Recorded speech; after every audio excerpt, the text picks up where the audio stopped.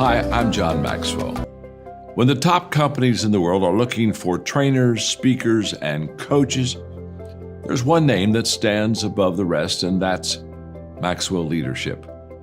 Our certified team members have gotten proven results for companies all over the globe, and our reputation, I'm proud to say, is second to none. Some of our members have risen to the top of their profession, including the one you're going to meet today. I proudly introduce you to my friend Bob Fabian Zinka. Welcome to the Leadership and Success Podcast with your host, Coach BZ, where we help you lead with purpose and succeed with impact. If you're ready to grow into the kind of leader others want to follow, this podcast is for you. If you're determined to elevate your success and leave a lasting legacy, this podcast is for you. As my mentor, Dr. John C. Maxwell reminds us, everything rises and falls on leadership. Our goal is simple: to inspire you, challenge you, and equip you with insights that can transform the trajectory of your leadership journey. Welcome aboard to another episode of the Leadership and Success Podcast with Coach BZ. All right, everyone, welcome to a very special edition of the Leadership and Success Podcast. And today is going to be our industry guest speaker series. We're going to be speaking with my mentor, Keyaan J. Williams, all the way from Atlanta, Georgia. All right, for today, I am really grateful and privileged and honored to be speaking to Keyaan. I think everybody who knows him feels the same way. Today, we are going to challenge one of the biggest assumptions in cybersecurity, that more controls equal more security. That is not always true. In reality, most organizations don't fail because they lack tools, frameworks, or controls. They fail because when it matters most, when decisions become consequential, governance breaks down. So that's why I'm excited to introduce our next industry guest speaker, Keyaan J. Williams. Keyaan is the Managing Director of CLASS-LLC, a global management consulting firm focused on risk governance, executive education, and board-level decision-making. He is also a distinguished fellow at the Enterprise Risk Quantification Institute and a trusted advisor to boards and senior executives navigating complex risk environment. I remember when I took the class and passed the EC Council on CISO exam, the Certified Chief Information Security Officer. Keyaan was actually one of the few people who actually wrote the book on the subject matter, right, for new CISO. So he is a CISO of CISOs. So I'm so glad that he is here. And what really makes Keyaan's work different is this, right? He doesn't just talk about cybersecurity. It translates risk into decision-ready insight for leaders at the highest level of the enterprise, from the boardroom to C-level executive and all the way down. He operates where many of you will one day operate, at the intersection of risk, leadership, and enterprise value. Today is going to walk us through a powerful framework, rules of risk governance. This isn't about a dashboard. This is not about compliance checklist. This is about answering fundamental questions. Why does the enterprise exist? How is value created and protected? And who owns the consequences when uncertainty becomes loss?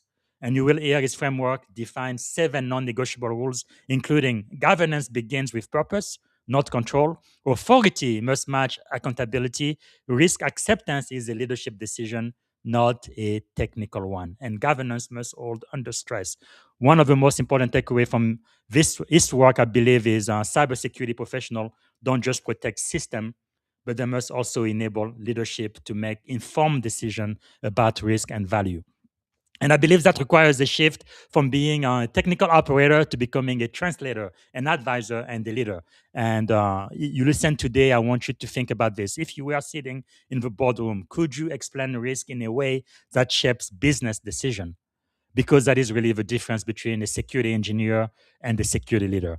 Please join me in welcoming Keyaan J. Williams as he challenges us to think beyond controls and into governance, accountability, and leadership. So without any further ado, please help me welcome Keyaan J. Williams. All right, Keyaan, how are you doing today? I'm doing well. I feel like I'm about to step into the ring and do a championship boxing. Thank you for such a kind and wonderful introduction. Absolutely. So the floor is all yours, my friend. Sure. For those who have heard me speak before, one of the things that I like to avoid is using slides. Mhm. Because I don't have any slides, what I invite you to do is organize your notes into 4 sections. Section number 1 focuses on the answer to the question, what is governance and why does it matter? Section number 2, if you're taking notes, what is risk governance and how is it defined? Section number 3 will then lead into the 7 rules of risk governance and how they apply in a real context. And then section 4, BZ sent me a couple of student questions in advance, and I'll give a high level overview, and then the floor will be open for any additional questions, comments, or concerns. I'll give you some background to this conversation before I jump into the 4 areas that I prepared in advance.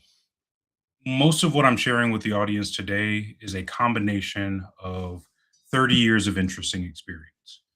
I had the privilege of serving in the United States Army Chemical Corps, so I was a nuclear, biological, and chemical weapons specialist. I worked at the Centers for Disease Control and Prevention for 12 years as a contractor, as a federal employee.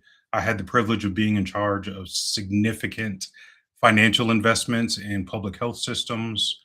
I've helped organizations become third party accreditation organizations for FedRAMP, and I've been doing consulting for boards and for organizations for over a decade.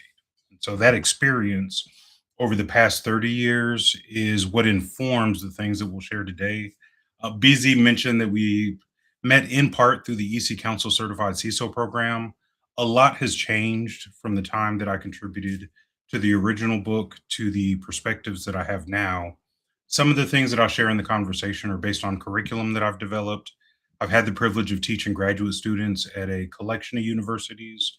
I also had the privilege of doing corporate training for board directors and corporate executives. So I've done everything that I can to pour my heart out into this conversation today to make sure that people learn as much as possible from the time that we have available. If we start with governance and why it matters, I think this is a very important question because a lot of people who use the word governance are defining management activities.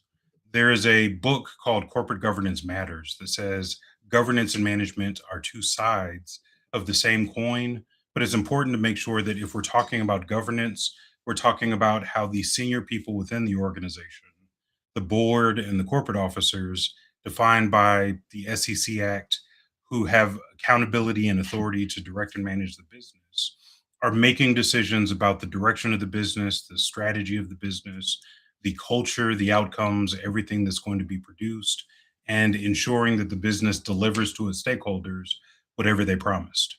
I say stakeholders specifically instead of shareholders because stakeholders is a much broader perspective that has an impact on governance. Stakeholders are going to include the government, regulators of various types. It's going to include the community where the organization exists, because the way that you deal with the community is an outcome of corporate culture and corporate governance. It's also going to be employees, contractors, vendors, customers, and shareholders if it's a publicly traded company. What that demonstrates is that governance is a very big job, and doing governance correctly is very important.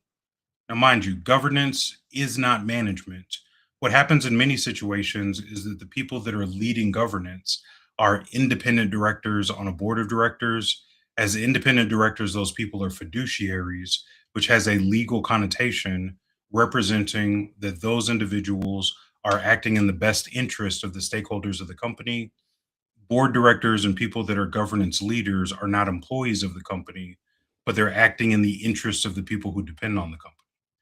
This then causes governance to be the exercise of authority over the purpose, the boundaries, and the consequences that result from the business activity that's in question. I say business activity, but this could apply to a nonprofit organization. It could apply to a military organization. BZ and I were both in the military. It could apply to a commercial organization. But governance is governance. Governance is about direction and accountability and evaluating performance. And management is management, which focuses more on execution. So management is going to execute, governance is going to decide. Management is going to optimize outcomes within constraints.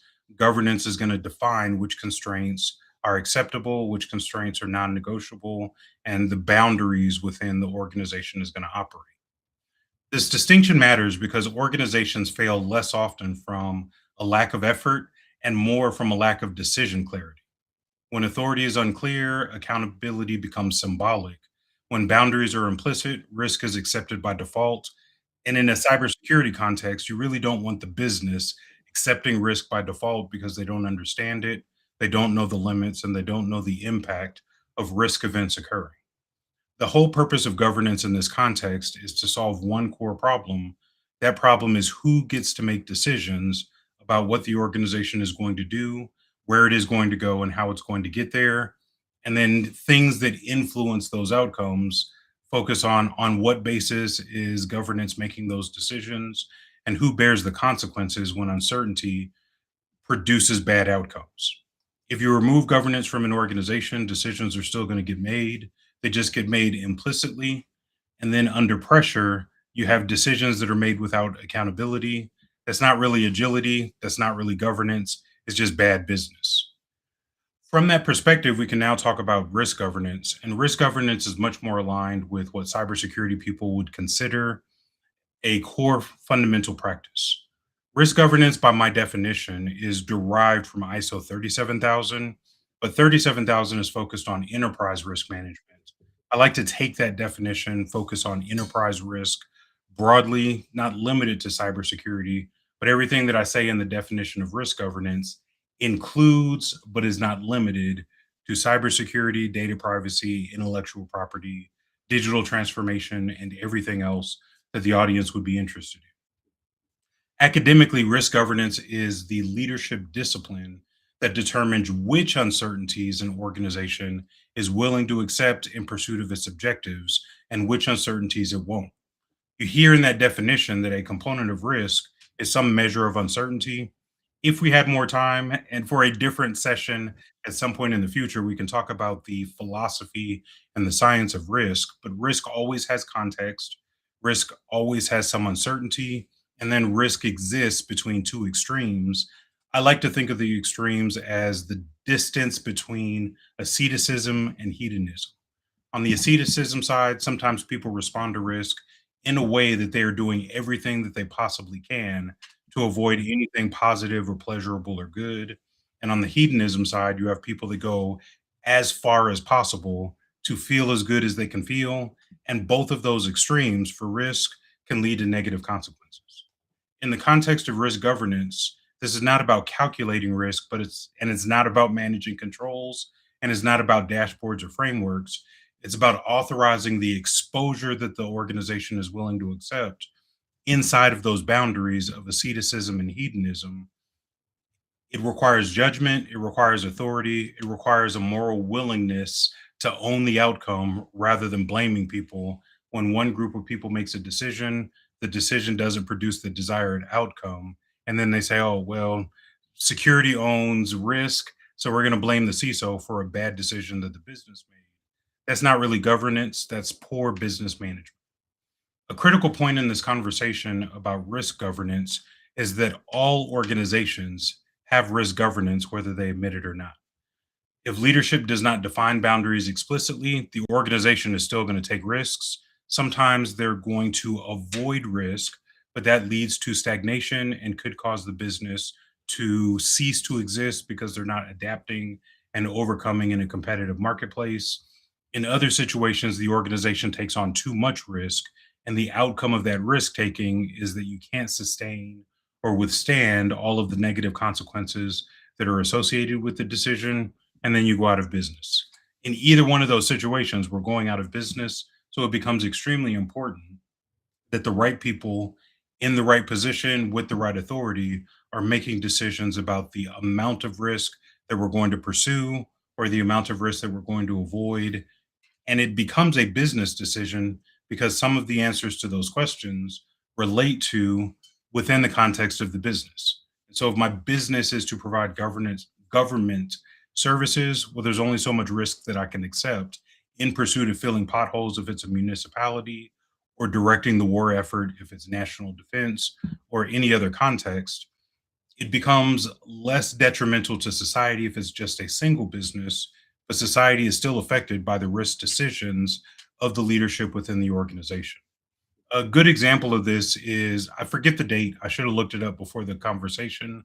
But once upon a time, Bluebell Creameries, the ice cream company, caused people to die from eating ice cream. And the courts found that the board of directors failed in their oversight responsibility.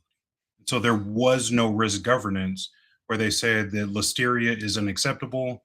We're going to do everything that we can with the resources that we have available to make sure that the ice cream manufacturing process is safe and is sanitary and is not going to contaminate people. And because of the failure in their oversight responsibilities, contaminated ice cream was released into the marketplace. And then people who were eating what is normally a delicious ice cream were casualties because of the listeria that existed because food safety wasn't a priority. One of the things that the courts found was that the board's failure to provide risk oversight, a example of risk governance, caused the board to be personally and criminally liable for their failures. And what I anticipate is that at some time in the future, because we keep having cybersecurity incidents day after day, week after week, month after month, year after year, eventually the courts are going to say, given your fiduciary duty for the duty of care that says that you are going to be competent and knowledgeable to do what other people would in the same circumstances with the same resources, eventually it's going to be untenable that the board of directors is not an active and engaged participant and oversight for cybersecurity risk or technology risk or digital innovation or anything else. Often, if you don't do risk governance well, then at the worst possible moment, your governance failures are going to be present and you're going to have to account for them. Fundamentally, risk governance exists to prevent three predictable failures: accountability without authority, acceptance without decision, and boundaries that collapse under pressure. When those failures occur, the organization does not just become reckless, it can become legally, operationally, and ethically indefensible. If you're taking notes and if you're in the United States, a very good example of some of the outcomes of poor risk governance is found in the Department of Justice manual. So, in the Justice Manual, they have a standard for the prosecution of corporations. And in that standard, the prosecutor from the Department of Justice, when somebody has been harmed and the Department of Justice is paying attention and is considering prosecution, they're going to ask, was there a program? Did the program work in practice? And did the program have appropriate resources to achieve the required outcomes? And that program from the Department of Justice, the program from the Department of Justice perspective wasn't designed exclusively for cybersecurity, but it does apply to cybersecurity. So you have numerous organizations in the marketplace that might be 3 billion, 4 billion, $5 billion companies, but their security team is two people and everything else is outsourced. That's not really a demonstration of a program that's well documented, well resourced, and is effective to produce the required outcomes. It starts to demand that the board of directors and the corporate officers need to be held accountable for underinvestment, just like they reap the benefits and the rewards for good business outcomes that happen within the organization. Now, BZ mentioned my 7 rules of risk governance. The purpose of those rules is really to address risk governance as a practice within the business and make sure that there is a target of opportunity that everybody can focus at. And so if a company decides to adopt all 7 of the rules, then the opportunity that you have is to say that this is the governance framework to ensure that the company is operating within acceptable risk boundaries. The assumption in my case, because I'm always thinking positively, is that acceptable risk boundaries are going to be defined by the board of directors in partnership with the chief executive officer. The chief executive officer is going to hold the C suite accountable for execution, and then people at the system and data processing level are going to provide feedback.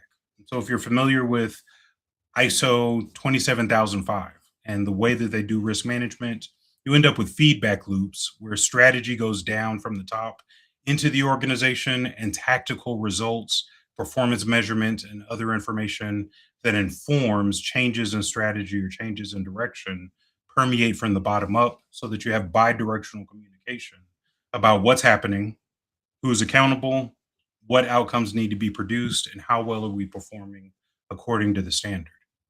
What the 7 rules of risk governance do is they provide a framework to make sure that you're answering those questions. Rule number 1 simply states that governance begins with purpose, not control. If the leaders of the organization cannot articulate the value that they are protecting or creating, no amount of controls are going to save them. I talk to many security leaders and I'll ask them, do you know by the minute, by the hour, by the day, by the week, by the month, how does your organization generate value and what systems, business processes, and data contribute to that value creation? For those who can answer the question, they're often in a very mature organization that's well documented, that operates very well. For those who can't answer those questions, what tends to happen is that instead of starting with the purpose of the company, they're starting with a control catalog or a control framework, and they're putting controls in place to demonstrate that they're doing something. But that's not only not an example of good governance, but that's not an example of good management because there's nothing that ties the controls to the purpose of the organization. So if we're going to do governance well, we have to start with why does this company exist? What are we doing? Where are we going? Who do we serve? How do we serve those people? And what does success look like? And if we can answer those questions, then we can start to think, what are our mission essential functions? What are the material risks facing the organization? And then you start to apply limited resources to implement the best controls available to protect the most important aspects of the organization. In rule number 2, I focus on value creation is a governance obligation. Again, remember that governance happens at the top of the organization. So the board of directors is going to contribute to the creation of value within the organization. The board of directors is going to select the chief executive officer. The board of directors is going to influence the performance of the chief executive officer based on accountability and performance measurements and incentive-based compensation. But the board of directors is also going to do strategy, objective setting, create corporate culture, establish rules, and establish boundaries of operating within the organization, and then hold the CEO accountable for executing those outcomes. From this perspective, it's impossible to say that value generation doesn't require governance, or the value creation can happen without governance taking place, because leaders are obligated to enable that creation within acceptable exposure. If you avoid that part of the process, you can generate value, but you can also destroy the legitimacy of the company or the growth of the company because there's no oversight, there's no direction, and people are doing things in an ad hoc and independent way that doesn't have any oversight that leads to a measurable or expected outcome. In Rule 3, I focus on the idea that authority and accountability must be matched. When the rules were created, I wasn't thinking about cybersecurity people, but in a cybersecurity context, this becomes even more important than the context that it was designed for, because there are a lot of chief information security officers or other technology executives that feel immense pressure from the organization to make decisions on behalf of the organization, but they don't have the authority or the accountability to make those decisions. It produces negative consequences from both sides of the house. On the governance side of the house, if the board is apathetic and disengaged in oversight of enterprise risks that include cybersecurity, what tends to happen is that a issue that's brought to the board causes the board to say, that's not my problem, talk to the CISO. From the CISO's perspective, if the CISO is making decisions that belong to the board and the corporate officers and the CEO, when that decision is not effective or there's a problem, then the chief information security officer is going to be held accountable for something that the CISO didn't have the authority to decide on behalf of the business. And then the CISO becomes blamed for outcomes that the CISO couldn't control. This is broken governance by design. Escalation is a good thing. The idea is that the CISO sits outside of the 3-tier organizational structure that's defined by the National Institute of Standards and Technology in Special Publication 800-39. At the top of the organization, all the decisions are made. That's called Tier 1. At Tier 2, you have what NIST calls the mission and business process. In commercial terms, that's just the C-suite, where you have dedicated executives that are leading lines of business. So you have a chief financial officer. That person is responsible for public accounting disclosures, and all your accounting information systems. The chief marketing officer is brand establishment and all the marketing technology. The chief information officer is all of the information technology within the organization. Those people at tier two are supposed to execute the strategy that was defined at the board level, not decide for the entire company where we're going and how we're going to get there. If we do it out of order, then authority is incorrectly engaged and it leads to significant material risk for the organization. In rule number 4, I state that risk acceptance is a governance act. The idea here is not that we're going to have a risk acceptance letter that people sign. They're not held accountable for their signature that's on the paper, and it just becomes an artifact that does not lead to a positive outcome. Risk is not accepted because it's tolerated. Risk should only be accepted by explicit authorization by somebody who has the authority to bear the consequences of the decision and within boundaries that are clearly acknowledged, which again reinforces why it's important for the board and the corporate officers in partnership with the chief executive officer to say these are the acceptable boundaries. And then any risk acceptance is formal documented authorization to operate in excess of the boundaries that were established. Now, I've said a lot about boundaries, and Rule 5 speaks to that. Rule 5 just states that risk boundaries define the enterprise. Boundaries are expressions of identity and values. They say what the organization will not trade away, even under pressure. Dashboards describe performance, but dashboards are not risk boundaries. Boundaries are what constrain decisions. So if we say it is untenable for people to be killed by the use of our technology, thinking about industrial and automation control systems, every control system environment that I've ever been in, there is a safety briefing every time you have a meeting because protecting human life is the most important thing within the organization, whether it's oil and gas, an electrical utility, a telecommunications provider, an electric distribution provider. They have very clear boundaries about the amount of safety that they're willing to give up in pursuit of their business outcomes. And this is a good example that other people can subscribe to. The questions then become, what are the boundaries and what are the categories? Generally, risk falls into specific areas for revenue, operational resilience, regulatory harm, the reputation of the company, and safety. I only focused on the safety example in the interest of time, but there should be formal documented boundaries for every key risk area within the organization so that we can say, this is the enterprise and this is how far we're willing to go in each of these areas to produce outcomes that are beneficial for our stakeholders. Rule number 6 states that governance has to hold under stress, which is interesting given my military background. I did nothing special in the military. I was not deployed. I did a lot of training. I taught a lot of people how to do interesting things. But one of the great things about military training is a concept that they used to say, train like you fight and fight like you train. And we went through the same process repeatedly, over and over and over again. How do you respond to an ambush? How do you respond to the chemical alarm, which was in line with the work that I did? How quickly do you put on your mask? How quickly do you put on your chemical suit?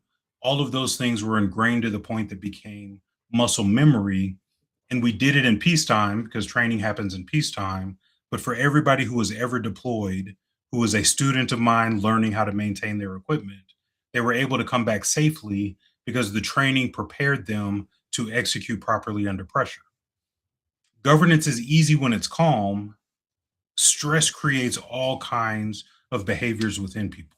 Again, if we stick with military context, because I spent a little bit of time in the military, one of the other things that they said that I think applies to this conversation is that in times of stress, people default to their lowest level of conditioned response. So if I've never had to make an important governance decision under pressure, where all outcomes are bad and there is a best choice from the options available, but I've never felt any pressure, then I'm going to have physiological and psychological things that happen to me that prevent me from making a decision because I've never been under those pressures. It becomes extremely important that tabletop exercises and functional exercises and other things that bring governance decision making into the conversation at least consider what are the stressors and what are the pressures that are going to shape decision making, because it's not going to be easy when difficult decisions need to be made. The final rule, rule number 7, just says that stewardship is required at every level. You don't need board authority to practice stewardship. Everybody in the company can be a steward. Steward just means that you're taking care of something that belongs to somebody else, or you're taking care of something for the benefit of somebody else. You don't need the discipline to refuse silent acceptance, or you do need the discipline to refuse silent acceptance. You want to force escalation. If I see that something's wrong, I need to communicate up the right channels. And we also want to make sure, in the scheme of things from a governance perspective, that decision integrity is preserved. So if the board is under pressure, has to make a difficult decision in the midst of that pressure, people may or may not be harmed. Stewardship is also going to ensure that we maintain integrity about what was the context, what was the information, what was the outcome of the decision that we made, and why did we make that decision, so that it stands up to scrutiny if things go wrong or if there's an investigation later. All 7 of these rules work together to ensure that if and when harm occurs, leadership can stay truthful. They can say, we knew what was going on. These were the factors that influenced our decision. This is what we decided, and we can stand up and own the consequence of those decisions. BZ, I'll pause for now. That was what I prepared for the time that we had available. How do you want to address the questions that your students put together? Yes. Thanks so much. This was really, really fantastic. Not just for the student, but I think for veteran CISOs too. We can definitely learn a lot from that. I know you didn't plan to do this, but for all of the CISOs that you still train, I know from time to time I am in your cohort. How can they reach out to CLASS-LLC and be part of your training? Yeah, the easiest thing is to connect with me on LinkedIn. If you choose to send an email, if you send an email to info, at class-llc.com, one of my team members will pick up the email and make sure it's routed to the right place. But I like to have conversations with people. I think the difference Fantastic. between me and Class LLC and other training providers is that I'm not in business to train the maximum number of people.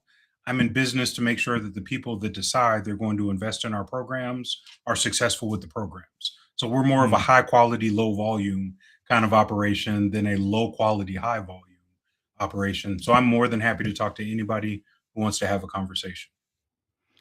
That's wonderful. Okay, we have our first question from the audience. Daniel says, Keyaan, boards groom the bridge and leaving the CISO in an impossible job.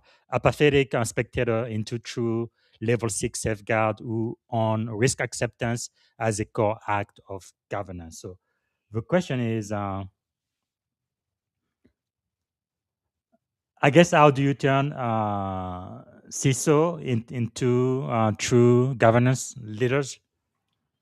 Well, one of the things that becomes important, and this goes back to what I said earlier in the conversation, governance belongs to the board and the corporate officers. And so the CISO is going to generate output that is consumed by the board and the corporate officers, but the chief information security officer is rarely going to be in a governance position unless that person is on the board of directors of another company, not within their own company. Now, it doesn't mean that the position is inferior. All I'm highlighting is that the act of governance is different than the act of management. The chief information security officer, along with other people in the C-suite, are necessary managers in the company to execute strategy and produce outcomes. But by academic definition, if you went to the state insurance commissioner for any of the 50 states in the United States, or you looked at Section 16 in the Securities and Exchange Commission Act, the role of the CISO does not meet the definition of corporate officer, and it doesn't meet the definition and the roles and responsibilities as a governance function. And so it becomes very important that we distinguish using formal definitions and regulations, and what is the insurance commissioner going to say, or what are the regulators going to say, that the position is valuable, but the CISO is not a governance position, but neither is the CIO, and neither is the chief marketing officer, and neither is the chief human resources officer. There are a lot of valuable positions, but governance belongs to the board and the specific limited set of corporate officers that are designated by the SEC Act. Well, that is very, very important, especially in the age of AI. Most CISOs I know are not covered by the director's insurance, although they think they might be. And I believe one way you can know for sure is to call your insurance company and ask them to send you a certificate with your name on it. If they can do that, you are covered. If not, you are not a director or corporate officer of your company, which for most CISOs, that is not the case. Well, that's a bit of a misnomer. So once Mhm. upon a time, I almost started an insurance company. My wife was teasing me about this earlier because it requires an astronomical amount of money to start an insurance company from scratch. But one of the things that you'll find if you look at state and national regulations for directors and officers insurance, every employee of the company is covered as long as the employee does not perform an illegal act. Hmm. And so I don't need to, and it's not legitimate for me as a CISO to get an individual D&O policy that my company didn't underwrite or provide because there's no Mhm. such thing as an individual directors and officers policy. Yes. Now, if you want to give your money to the insurance companies will sell you liability policies, but based on the academic definition of directors and officers insurance and the way that it applies in the marketplace, the company is accountable for all of the employees within the organization and their behavior on behalf of the business. And as Hmm. long as the person is acting as a representative of the business, the directors and officers insurance should cover them without a specific named individual needing their own exclusive policy. Now, what Right. ends up happening is that directors are exposed to a unique set of risk, which is why it's directors insurance, and corporate officers are exposed to a unique set of risks, which is how it's called directors and officers insurance. But D&O covers all employees. Good. Very, very good. So, one question my student had is how can cybersecurity professional effectively translate technical risk into language that enables board level decision making, especially for those executives that are not very technical? Yeah, so I have a couple thoughts about that. One, if we're still talking about governance, the board doesn't govern details. The board governs exposure, trade-offs, Mhm. and consequences. So a cybersecurity person, if you assume that your output, the output of your work, I'm working in a security operations center, I'm doing risk management, I'm doing incident response. The output of my security work is going to be input that helps the board consider what exposure do we have, what trade-offs are we going to need to deal with, what Mhm. consequences does the organization have to respond to, and they're going to use cybersecurity information to drive the decision-making process. What I would then say to cybersecurity people, whether you're a CISO or you're an entry-level analyst, is that you want to pay very close attention to the alignment between the output that you produce and the value that it's going to have to equip the board to make Mm. smart decisions.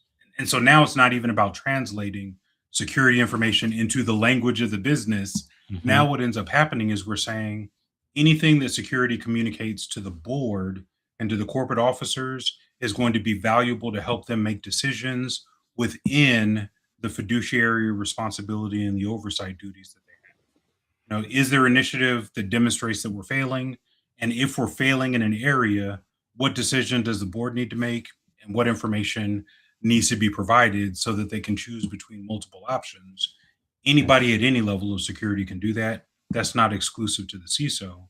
Mhm. What what would be awesome, if I were ever a CISO again, one of the primary things that I would do is equip all of my analysts, all of my managers, and all of my directors to give me great information so that the information doesn't have to be sanitized by me. I just look at it, I verify that the context is appropriate, I pass it down the chain because everybody is equipped to provide Mhm. information that's valuable. Wow, that is great. Okay, another question I have is authority versus accountability gap. In many organizations, security leaders are held accountable for risk, but they do lack the authority to enforce decisions. What practical steps can we take to realign authority with accountability? Well, so I will argue that one way that you cannot fix this is through training. So you can send board people to all the training in the world, but knowing something and doing something are two different things. And so Yes. part of the way that you address authority versus accountability is by governance design in the first place.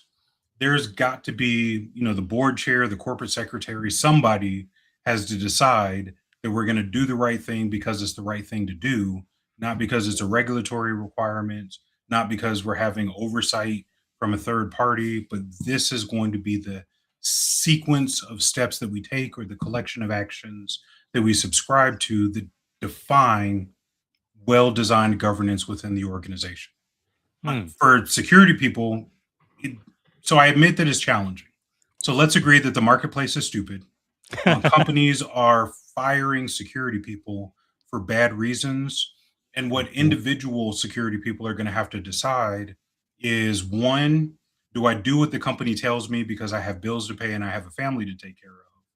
Or two, do I not accept accountability for things that I don't have the authority to carry because it's the wrong thing and it's not serving the stakeholders of the company well? I'm privileged to have the opportunity to always choose number two. I have a biblical worldview. I trust God's will for my life. Not everybody believes the same things that I believe, but I do recognize that if I have a wife and children at home and babies to feed and mortgages to pay, that it becomes very challenging to make the right ethical and appropriate decision. Yes. But if security people continue to accept accountability for things that they're not accountable for, it's never going to force the board and the corporate officers in the C-suite to accept accountability that belongs to them. And so the only way to fix that gap is to change how governance works within organizations. If you do it well, let's say that we're describing an ideal situation. I know the ideal doesn't exist anywhere, but there should be a method of structured escalation. Yes. I'm a security operations center analyst. At my level, I see a problem. What is the escalation path? So it gets all the way to the board so that they can make a decision. If I were king for a day, the only thing that would ever go to the board is something that meets the definition of material. Because if it's not material, management can address every risk or every problem that's not material. But the board needs to know about material risk in a timely manner and early enough for them to make a decision, and then for that decision to be executed so that the company can take action. What tends to happen is that if the organization says security owns risk, what they really mean is that security is going to absorb the blame when something goes wrong. Yes.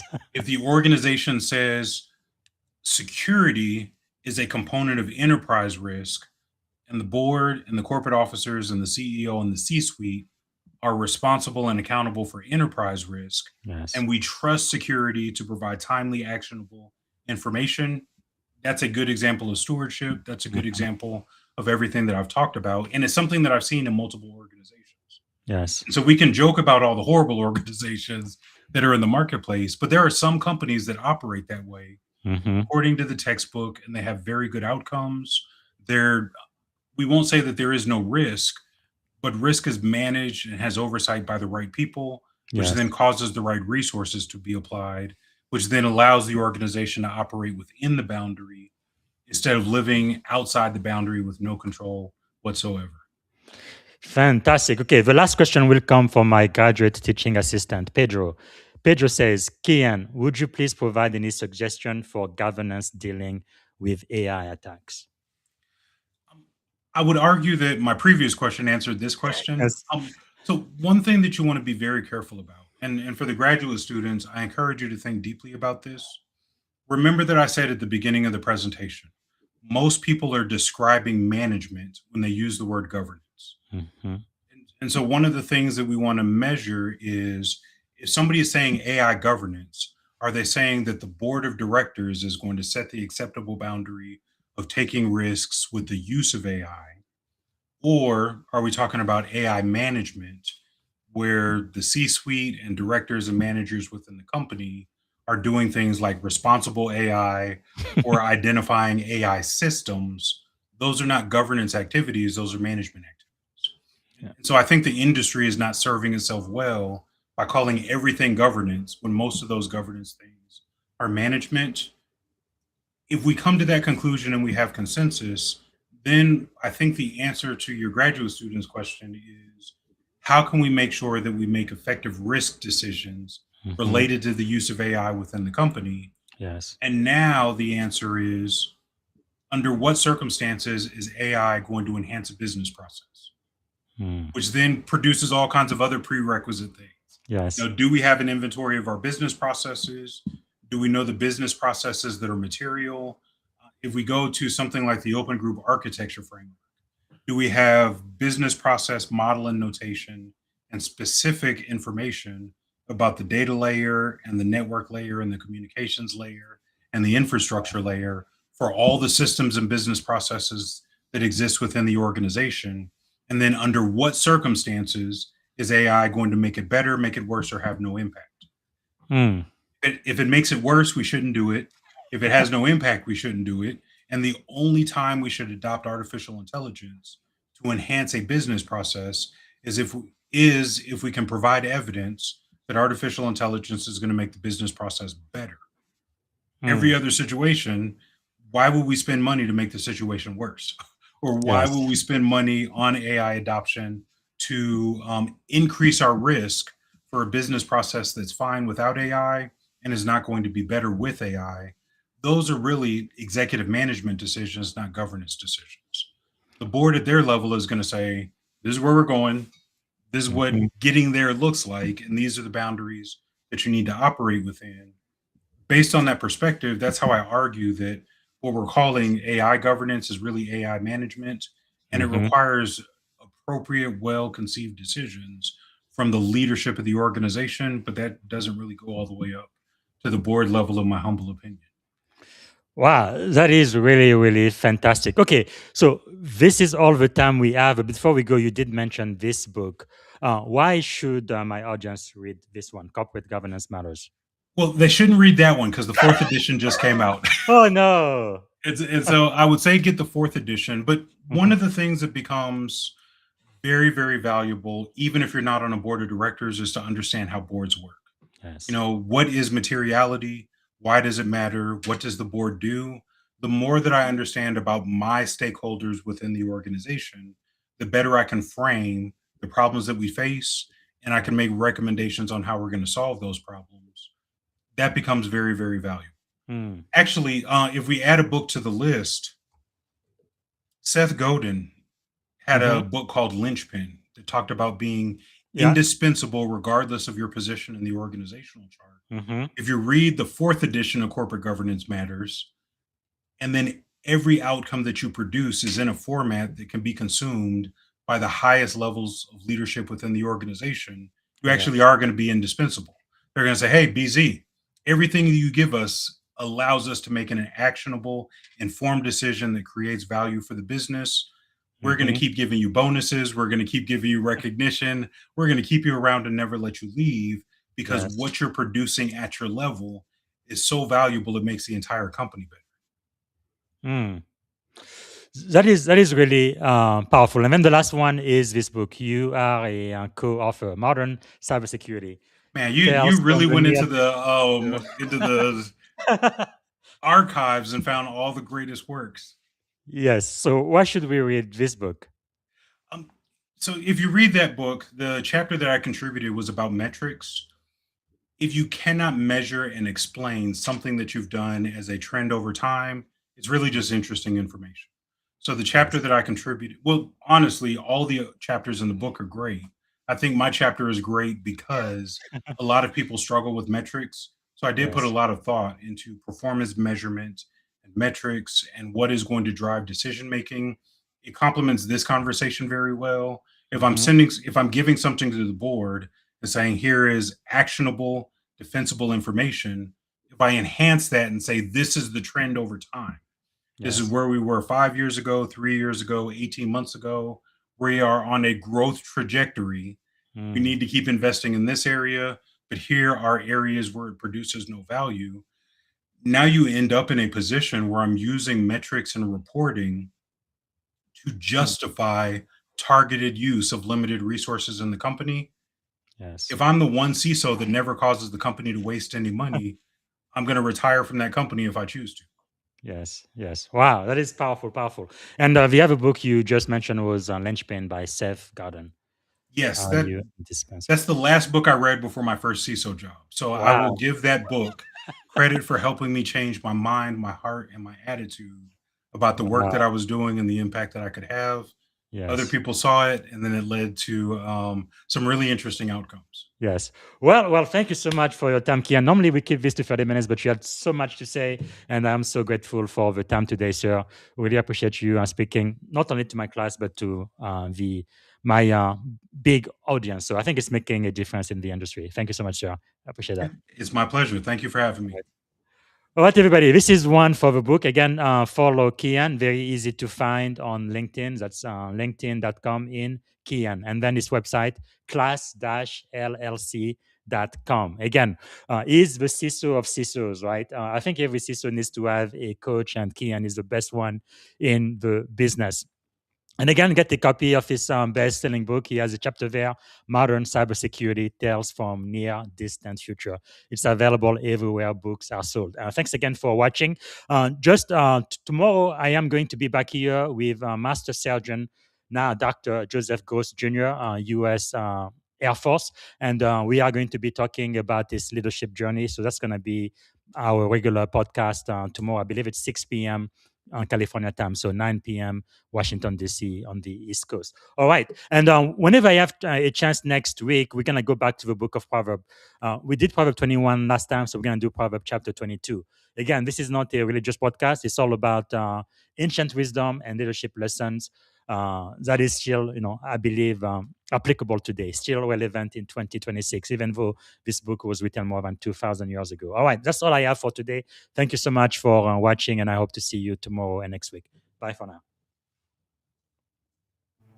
Thank you for tuning in to the Leadership and Success Podcast with your host, Coach BZ. If today's episode added value to your leadership journey, be sure to subscribe, share, and join us again for more wisdom nuggets on how to lead better and achieve greater success. Remember, leadership is the most critical skill of our time. The world will always need leaders to inspire others, drive innovation, and execute meaningful strategy. So why not count yourself among the bold leaders shaping the 21st century? Until next time, stay inspired, stay committed, and keep leading with excellence.